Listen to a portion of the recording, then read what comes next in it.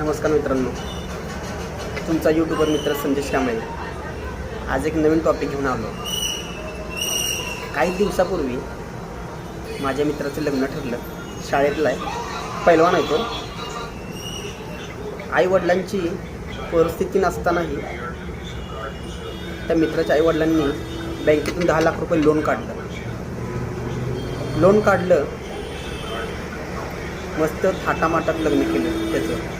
लग्नाची वरात, हळदीला DJ, मस्तपैकी VIP जेवण, या सगळ्या गोष्टी झाल्या. मित्राचं लग्न झालं. ते दोघेजण लग्न झाल्यानंतर आपल्या घरी येतात. चौकटीतून आत येण्याचा जो कार्यक्रम असतो, तांदूळाचं चिपटं पाडायचा वगैरे सगळा प्रोग्राम झाला. लग्नाची पूजा झाली. पूजा झाल्यानंतर ती मुलगी जी आहे ती मित्राचा थोडासा तिरस्कार करत होती. त्या दिवशी न बोलणं, त्याला इग्नोर करणं, आईवडिलांची थोडंसं न बोलणं, थोडंसं सारखं एकदम सॅड रुसून. तो म्हणला की तू लग्न झालं आपलं, तर तू आत्ता अशी का वागतेस, म्हणजे काय तुझ्या मनात नक्की काय. तेव्हा ती मुलगी म्हटली की अरे बाबा, मला माफ कर, हे लग्न मला मान्य नव्हतं.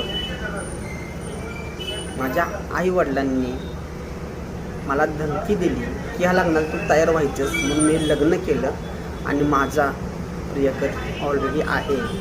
सो मला माफ कर, तू एक चांगला मुलगा आहेस, तुला चांगली मुलगी मिळेल. मग तो म्हटला की अगं, तुझ्या लग्नासाठी माझ्या आईवडिलांनी 10 लाख रुपये कर्ज काढलं. मी 10 ते 12 हजार रुपयेमध्ये MIDCमध्ये जॉब करतो. आता ते खर्च मी फेडू शकेन का.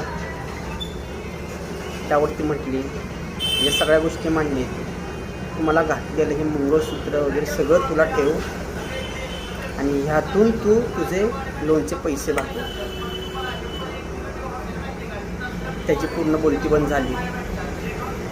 शेवटी काय, मला ठीक आहे, तुला जर असा संसार करायचा नसेल तर तू तुझा निर्णय घेऊ शकतेस. ती म्हणजे सॉरी.